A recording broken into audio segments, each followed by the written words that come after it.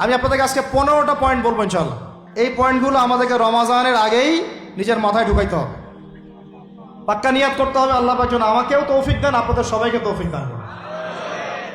রমাজানের প্রস্তুতি নাম্বার 1, আমার সেটা বলেন। রমাজানের প্রস্তুতি নাম্বার 1 হচ্ছে যত দুনিয়াবি কাজ আছে সেই কাজগুলোকে কমিয়ে ফেলবো। দুনিয়াবি কাজগুলো কি করব? মানে দুনিয়াবি যত কাজ, যত ব্যস্ততা যা আছে এগুলোকে কমায় নিয়ে আসবো, যাতে রমজান মাসে আমাকে বেশি বাইরে দুনিয়াবি প্রয়োজনে বাইরে বের হইতে না হয়, মানে বেশি ব্যস্ততা আমাকে দুনিয়ার জন্য না করতে হয়। মনে করেন যে আপনি চাইলে এখন যদি সামর্থ্য থাকে রমাদান এবং ঈদের বাজার করে রাখতে পারেন, কারণ লাইলাতুল কদর নষ্ট করে ঈদের বাজার, আর রমজানের অনেক রুহানিয়াত নষ্ট করে দেয় দুনিয়াবি বাজার ঘাট, তাই না? সবার সামর্থ্য হয় না, কিন্তু বড় বড় যে বিষয়গুলো আছে, বড় বড় খাবার, মৌলিক খাবার, এগুলো আপনি 2 মাসের জন্য বাসায় রাখতে পারেন যদি সামর্থ্য থাকে। সামর্থ্য নাই তাহলে সেটা আলাদা বিষয়। মোট কথা, এটা শুধু একটা বিষয় বোঝাচ্ছি না, দুনিয়াবি যত ব্যস্ততা এগুলোকে কমায় রমাজানের জন্য প্রিপারেশন নিতে হবে। আল্লাহ পাক আমাদেরকে সবাইকে রমাদানের জন্য প্রিপারেশন নেওয়ার তৌফিক দান করেন।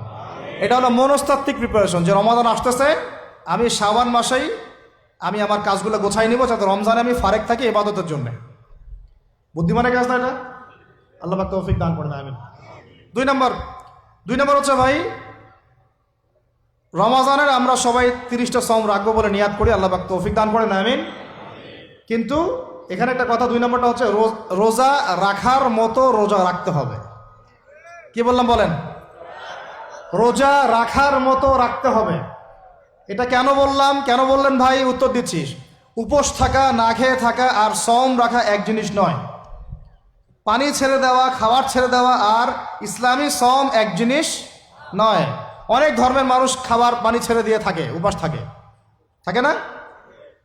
হাদিসের মধ্যে নবীজি বলেছেন যে ব্যক্তি রোজা রেখে অন্যায় কাজ ছাড়তে পারলো না, মানে আল্লাহর মাসিয়াত ছাড়তে পারলো না, এই যে কাবায়ের ফাওয়াহিশ এগুলো ছাড়তে পারলো না, অশ্লীলতা ছাড়তে পারলো না, মিথ্যা ছাড়তে পারলো না, বেহায়াপনা ছাড়তে পারলো না, তার না খেয়ে থাকায়, পানি না পান করায় আল্লাহর কিচ্ছু যায় আসে না। তার রোজার বিষয় বুঝলাম। রোজা কাকে বলে ভাই? মানে রোজা মানে হচ্ছে আমি আল্লাহ পাকের সমস্ত নিষেধ ছেড়ে দিব। কি করব? আল্লাহর সমস্ত নিষেধ। রোজা থেকেছি, পানি খাচ্ছি না, খাবার খাচ্ছি না, কার ভয়ে? গোসল করার সময় 1 ঢোক পানি খেলে কে দেখবে?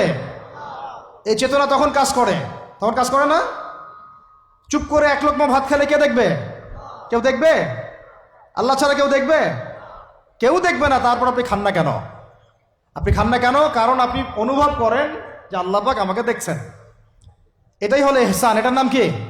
ইহসান। এটাই বলা হচ্ছে হাদিসে জিবরিলের মধ্যে, আনতা আবুদুল্লাহ কাআন্নাকা তারাহ, তুমি এমন ভাবে আল্লাহর ইবাদত করো যেন তুমি আল্লাহকে দেখতে পাচ্ছ। ওয়া ইল্লাম তাকুন তারাহু, তুমি যদি আল্লাহকে দেখতে না পারো জেনে রাখো ফাইন্নাহু ইয়ারাক, আল্লাহ পাক তোমাকে দেখছেন। এটাকে বলে আল্লাহ কনসিয়াসনেস বা ইহসান বা তাকওয়া। আর তাকওয়া হাহুনা, তাকওয়া কোথায়? এখানে।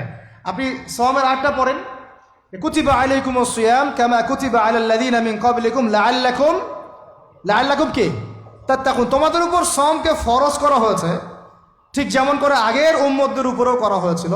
উদ্দেশ্য হচ্ছে লাআল্লাকুম তাত্তাকুন, যাতে করে তোমরা তাকওয়া অবলম্বন করতে পারো। তাকওয়া মানে আল্লাহ কনসিয়াসনেস, এই যে আমি খাচ্ছি না, পান করতেছি না, আমি বিশ্বাস করি আল্লাহ আমাকে দেখতেছেন, এই তো।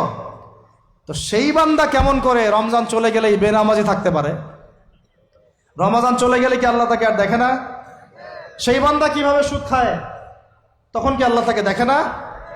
সেই বান্দা, একই বান্দা কিভাবে জেনা করতে পারে? মেয়েকে নিয়ে কেমন করে বাইকে ঘুরতে পারে? কেমন করে গায়রা মাহরামের সাথে আমরা করতে পারি, ফ্রি মিক্সিং করতে পারি? কেমন করে সে সমকামিতার দিকে ধাবিত হতে পারে? কেমন করে সে জুয়া খেলতে পারে? কেমন করে সে মাদক খাইতে পারে? কেমন করে সে আল্লাহ দ্রোহী আইন বাস্তবায়ন করতে পারে? যদি সে এই চেতনা থাকে যে আল্লাহ আমাকে দেখছেন, এই চেতনাটাকে বদ্ধমূল করার জন্যই রমাজান আসে। বলেন সুবহানাল্লাহ। আমি কি বুঝাতে পারলাম রোজা রাখার উদ্দেশ্যটা কি? ওই জিনিসটাকেই আমাদের ভিতরে ইনস্টল করাই হলো উদ্দেশ্য। লাআল্লাকুম, মানুষরা বলেন লাআল্লাকুম তাত্তাকুন। তাকওয়া কি কিনতে পাওয়া যায় বাজারে? এই যে আল্লাহ পাক আমাকে দেখছেন, আমি খাবো না, আল্লাহ আমাকে দেখছেন, আমি পান করতে পারবো না, আমার রেস্ট্রিকশন আছে, পিপাসায় গলা ফেটে যাচ্ছে একেবারে রোদের মধ্যে, তাও খাচ্ছি না কেন? কার ভয়ে? ওইটাই জীবনের সব ক্ষেত্রে বাস্তবায়ন করার জন্যই রমজান আসে। বুঝতে পারি না মনে, ওই চেতনাটাই, একই চেতনাটাই জীবনের সবগুলো কাজে বাস্তবায়ন করার জন্য কি আসে? রমাদানের 6 মাস।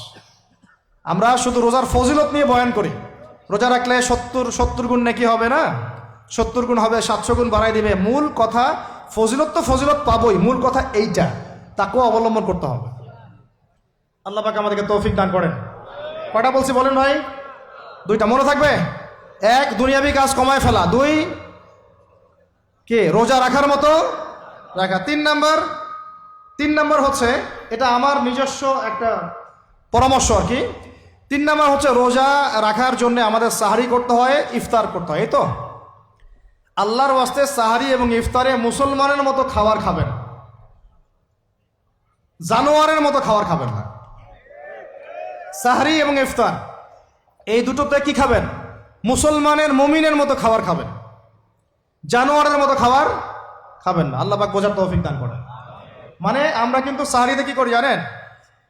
7 পেট খাই। কয় পেট? নবীজি বলেছেন খাবে পেটের 1 ভাগ খাবার, 1 ভাগ পানি, 1 ভাগ, আবার বলি 1 ভাগ খাবার, 1 ভাগ পানি, 1 ভাগ। কার পেট খালি আছে এখন খাওয়ার সময় খাওয়ার টেবিলে? আমাদের ওস্তাদরা বলেন যে মুসলিম উম্মাহ, আমাদের ওস্তাদরা বলেন যে মুসলিম উম্মাহ খাবার টেবিলে হেরে গেছে, সে কখনো জিহাদের মাঠে জিততে পারবে না। বুঝতে পারেন নাই? বুঝতে পারলাম না মনে হয়। যারা খাবারের টেবিলেই হেরে গেছি, এখানেই তো আপনি সুন্নাহ মাফিক খাইতে পারতেছেন না, প্রবৃত্তির কাছে হেরে গেলেন, গপ গপ গপ গপ করে খাচ্ছি 7 পেট ভর্তি করে। এখানে তো খাবারের সামনেই হেরে গেলাম, প্রবৃত্তির সামনে। সে আবার কাফেরদের সাথে জিতবে কেমনে? জিতবে আগে নিজের প্রবৃত্তির উপর জিহাদে তো জিততে হবে। আমার মন চাচ্ছে যে না করি, করবো না, এটার নাম জিহাদ, এটাও জিহাদ। মন চাচ্ছে সুদ খাই একটু, খাবো না, এটার নাম কি? জিহাদ। মন চাচ্ছে নামাজ না পড়ি, ঘুমায় থাকি, মন চাচ্ছে না, মন বলতেছে ঘুমাই ঘুমাই ঘুমাই, কিন্তু নামাজ পড়তে হবে। এই যে উঠলাম, অজু করলাম, গেলাম, এর নাম কি? এটাও এক প্রকার কি? বরং নফসের সাথে জিহাদটা অনেক বড় জিহাদ বলা হয়েছে, বলা হয় নাই? এটা মানুষকে শক্ত করবে। একটা মেয়ে সেটা প্রেম করতে মন চায়, করবো না, ওকে দেখবো না, যাবো না কাছে, এটা এটা শক্ত থাকার নাম কি? এটা মনে নফসের সাথে কি বুঝেন? আল্লাহ পাক আমাদেরকে নফস শক্ত করার তৌফিক দান করেন। তো ভাই, খাবার ইফতারেও এভাবে 7 পেট খাবেন না, সারিতেও খাবো না, ওয়াদা করি তো ইনশাল্লাহ। শোনেন, পরিমিত খাবেন, পুষ্টিকর খাবার খাবেন। পরিমিত খাবেন কিন্তু পুষ্টিকর খাবার খাবেন, তাহলে যথেষ্ট হবে ইনশাল্লাহ। আর এখনকার যে খাবার, এদের বেশিরভাগই ভেজাল। যত বেশি খাবো তত দ্রুত অসুস্থ হব। তো এই যে আমরা দিন দিন যে দুর্বল হয়ে যাচ্ছি, বুঝতে পারতেছেন না আপনারা? এটা দিন দিন যে আমরা আগের জেনারেশনের মতো শক্ত না। আমাদের দাদারা, তার দাদারা যেরকম স্ট্রং ছিলেন, আমাদের ইয়াংরাও কিন্তু অত স্ট্রং না। একটা ইয়াং ছেলেকে আপনি এখন 50 বছরের একজন মুরব্বীর সাথে পাঞ্জা লাগায় দেন, পারবে না, ওই চাচাই জিতবে। তো এটার কারণ হচ্ছে ভেজাল খাবার, ভেজাল পরিবেশ, ভেজাল সব কিছু। আমরা যা খাচ্ছি বেশিরভাগই বিষ। রমজানে আসছি যেহেতু, এতটুকু নসিহত করি। 3 নাম্বার, যে ভাই আমরা এমনভাবে খাবো না যে খাওয়ার মনে হয় জানোয়ারের খাওয়া। ঠিক আছে ভাই? পুষ্টিকর খাবার খাবো, কিন্তু পরিমাণে কম। কম বলতে কি একবারে কম না, আপনার প্রয়োজন অনুযায়ী 3 ভাগ করে, 1 ভাগ খাবার, 1 ভাগ পানি, 1 ভাগ ফাঁকা, সুন্নাহ অনুযায়ী। আল্লাহ পাক তৌফিক দান করেন, আমিন। 4 নাম্বার হচ্ছে, রমাদান মাস মানেই কোরআন। রমাদান মাস মানে কি? এই রমজানে আমরা সবাই বেশি থেকে বেশি কোরআন তেলাওয়াত করবো ইনশাআল্লাহ। কারা কারা পারি হাত তুলি? আলহামদুলিল্লাহ, হাত নামান। সবাই পারেন কোরআন তেলাওয়াত?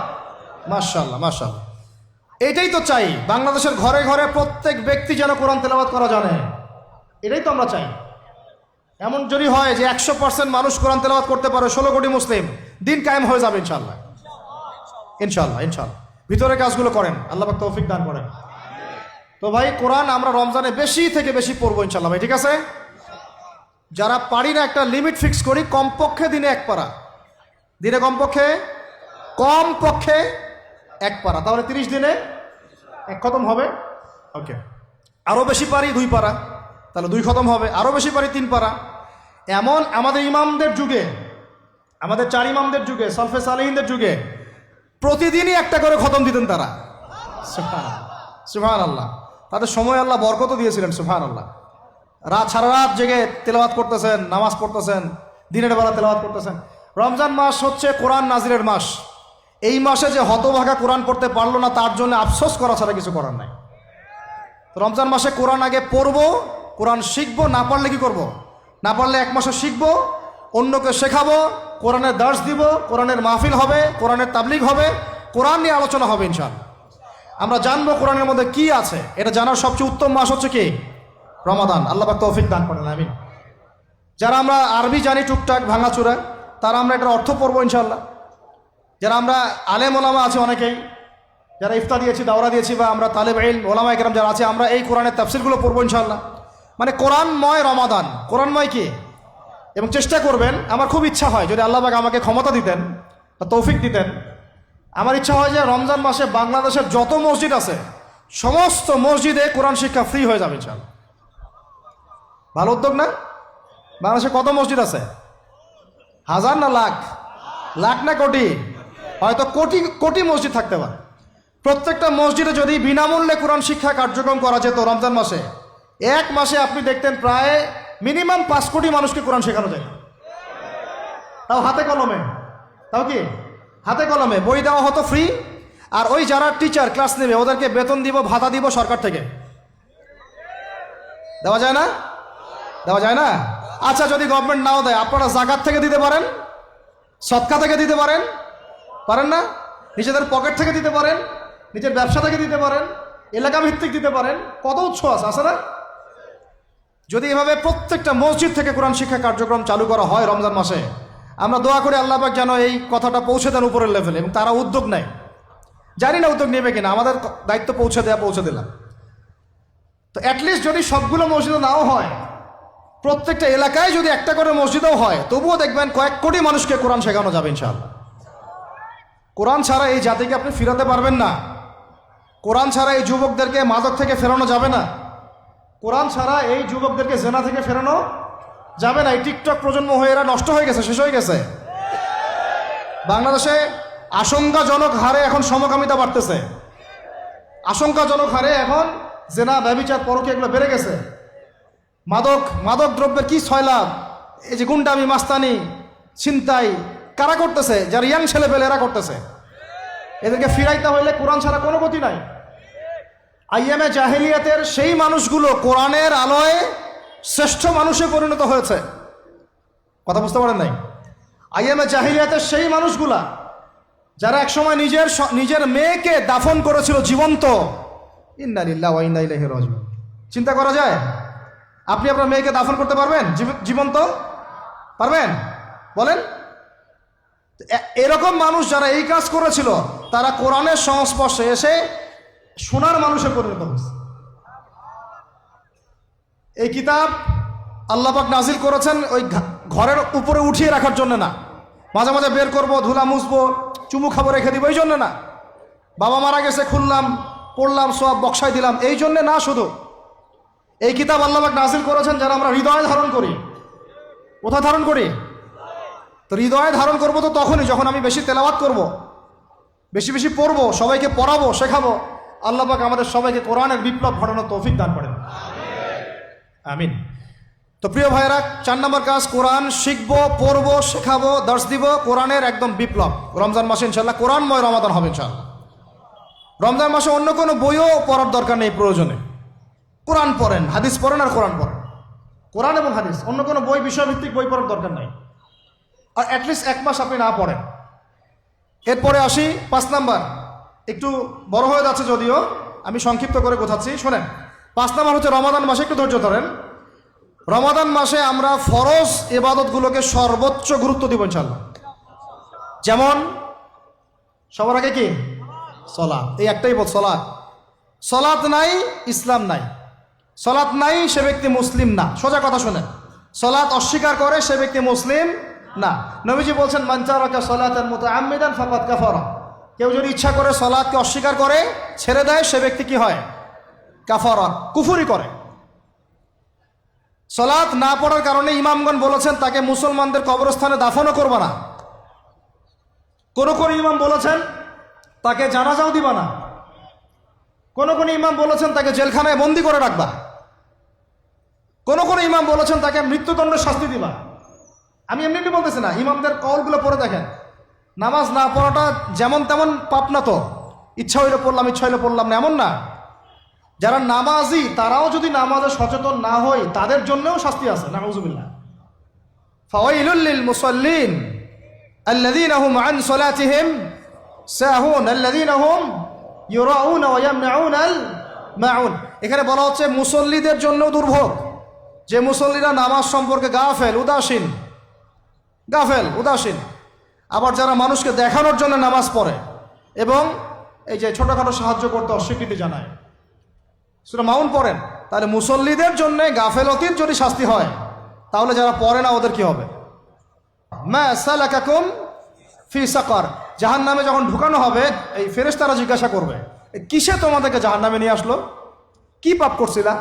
তারা বলবে, তখন তারা বলবে ক্বালু, তারা বলবে, ওই জাহান্নামীরা বলবে লাম নাকু মিনাল মুসাল্লিন, আমরা মুসল্লি ছিলাম না, আমরা নামাজ পড়তাম না। তাহলে বেনামাজির পরিণতি কি বলেন? জাহান্নাম। ওয়ালাম নাকু নুতঈমুল মিসকিন, আর আমরা মিসকিনদেরকে খাবার দিতাম না। সুবহানাল্লাহ। আল্লাহ পাক আমাদেরকে সালাত আদায় করার তৌফিক দান করেন। রমাদান মাসে শক্ত করে নামাজ ধরবেন ইনশাআল্লাহ, আল্লাহ পাক তৌফিক দান করেন। 5 ওয়াক্ত নামাজ চেষ্টা করব জামাতে পড়ার জন্য। যদি জামাত ছুটেও যায় তাও পরে জামাত করে নেবেন, সেটাও না পড়েন অ্যাটলিস্ট বাসায় পড়বেন। রাজি আছেন? এখন কথা হচ্ছে যে নামাজের সাথে আরও অনেক ফরজ আছে না? যেমন পর্দা কি ফরজ না? যাকাত ফরজ না? তারপরে আল্লাহ পাকের আনুগত্য করা এটা ফরজ না? রসুলের আনুগত্য, তাওহীদ ফরজ না? সুন্নত, এই জিনিসগুলো ফরজগুলোকে শক্ত করে ধরবো ইনশাআল্লাহ। রাজি আছেন? তাহলে 4 নাম্বার হচ্ছে রমজান, এটা কি 5 নাম্বার না? 5 নাম্বার রমজান মাসে ফরজ ইবাদতগুলোতে সর্বোচ্চ গুরুত্ব দিব ইনশাআল্লাহ। রাজি? 6 নাম্বার হচ্ছে, এটা কত 6 বলছি? 5।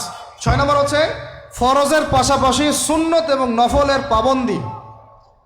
ফরজের পাশাপাশি সুন্নত এবং নফলের পাবন্দি মানে দেখেন, ফরজ নামাজের আগে পিছে অনেক নামাজ আছে না সুন্নত? দৈনিক 12 রাকাত সুন্নত যে ব্যক্তি পড়বে তার জন্য জান্নাতে ঘর নির্মাণ করা হবে। কোন 12 রাকাত? ফজরের আগে 2, ফজরের আগে, জোহরের আগে 4, তারপরে 2, তারপরে মাগরিবের পরে, এশার পরে, মোট কত হইল? 12। এই 12 রাকাত নামাজ যে ব্যক্তি দৈনিক পড়বে তার জন্য জান্নাতে ঘর নির্মাণ করা হবে। তো রমজান ছাড়া এগুলো ধরার উত্তম কোনো সময় আছে? অনেক সময় মিস হয়ে যায়। রমজানে যারা ধরি আমরা, আল্লাহ পাক তৌফিক দান করেন। এর পাশাপাশি দেখেন দৈনন্দিন অনেক সুন্নতের আমল আছে না? বিভিন্ন কাজের দোয়া, মাসনুন দোয়া, জিকির আজকার এগুলো আছে না? এই প্রত্যেকটা কাজকে শক্ত করে আঁকড়ে ধরবো ইনশাআল্লাহ, আল্লাহ পাক তৌফিক দান করেন, আমিন। যে কাজটা করবেন তার আগে জেনে নেবেন ওই কাজটা কিভাবে করলে সুন্নত হবে। সকালে উঠে এক দৌড় দিয়ে বাথরুমে যাবেন না, উঠে আগে বসবেন, চোখ ঘষবেন, মুখ থেকে ঘুমের ভাব দূর করবেন, তারপরে বলবেন আলহামদুলিল্লাহ আল্লাযী আহইয়ানা বা'দা মা আমাতানা ওয়া ইলাইহিন নুশুর। তারপরে আপনি যাবেন আস্তে আস্তে বাথরুমে, বাম পা দিয়ে ঢুকলেন, ইস্তেঞ্জা করলেন, ডান পা দিয়ে বের হবেন। ঢোকার সময় দোয়া আছে, আল্লাহুম্মা ইন্নী আউযু বিকা মিনাল খুবসি ওয়াল খাবাইস। বের হওয়ার সময় আলহামদুলিল্লাহ আল্লাযী আযহাবা আনিল আযান ওয়া আফানি গুফরানাকা, দোয়া আছে। এগুলো সুন্নাহ মোতাবেক কাজ করবেন। বুঝাতে পারতেছি? কাপড় পরবেন, যে কোনো কাপড় পরবেন না। যে কাপড় যে সুন্নত নবী পরতেন সেই সুন্নত পরবেন। চেহারা নবীর মতো হতে হবে, ক্লিন শেপ চেহারা চলবে না। অনেকে মনে করেন যে এটা তো ফরজ কিছু না, এত তাচ্ছিল্য করেন কেন? এটাকে শেভ করা মানে হলো নবীর সুন্নতকে জবাই করা। বুঝাতে পারি নাই? এক মুষ্টি রেখে কাটেন সেটা আলাদা ইস্যু, আলাদা মাসআলা। পুরুষের চেহারায় দাড়ি থাকতেই হবে, মাস্ট বি। পোশাক আশাক থাকতেই হবে নবীর মতো। আমরা আমাদের সংস্কৃতি নিয়ে গর্বিত না? ইসলামিক সংস্কৃতি কোনো দেশ, জাতি, বর্ণ নির্দিষ্ট করে আসে না, সবার জন্যে। আমাদের নবী কি আরবদের নবী না পুরো বিশ্বের নবী? তাহলে আমাদের নবীর সুন্নত কি শুধু আরবরা পালন করবেন, আমরা সবাই করব? এখন আমাদের সবার চেহারা নবীর সুন্নাহ অনুযায়ী হতে হবে। গোঁফ ছোট করতে হবে, দাড়ি লম্বা করতে হবে, পোশাক ঠিক করতে হবে, টাকনুর উপরে কাপড় পরতে হবে। এখন ছেলেরা পরে টাকনুর উপর ছেলেরা পরে টাকনুর নিচে, আর মেয়েরা পরে কি উপরে। এরপরে বসে ছেলের সাথে বাইকে, দেখবেন হাঁটু পর্যন্ত দেখা যায়। বিষয়টা এমন না এখন? হুজুর আপনারাও দেখেন না? আমরা দেখি না, আপনারা দেখান। আমরা কি করি না? আমরা দেখি না, বরং আপনারা দেখান। দেখালে আমরা চোখটা সরাই বলি আউযু বিল্লাহি মিনাশ শাইতানির রাজিম। চোখে বললে আমরা কি বলি? আউযু বিল্লাহি মিনাশ শাইতানির রাজিম। এখন আসেন, আমাদের পোশাক আশাক, কথাবার্তা, চলাফেরা, আমল, খাওয়া, ঘুম, ব্যবসা বাণিজ্য যা আছে, রাজনীতি, অর্থনীতি, সমাজনীতি, সব কিছু নবীর সুন্নাহ মাফিক ঢেলে সাজাইতে হবে। রাজি কিনা? রমজান মাসে এটা নিয়ত করা যাবে ইনশাআল্লাহ? ইনশাআল্লাহ, আল্লাহ পাক তৌফিক দান করেন, আমিন। 7 নম্বর আসেন ভাই, 7 নম্বর হচ্ছে আমরা কোনো অবস্থায় হারাম কোনো রিজিকে যাব না। রাজি? রোজা রাখতেছেন, ইবাদত করতেছেন, নামাজ পড়তেছেন, তারাবি পড়বেন, অনেক কিছু করবেন, এবার এদিকে রিজিকে সুদ, এদিকে রিজিকে ঘুষ, রিজিকে এখানে দুর্নীতি, এখানে করাপশন, এখানে মাপে কম দেওয়া, একটা ইবাদতও কবুল হবে না।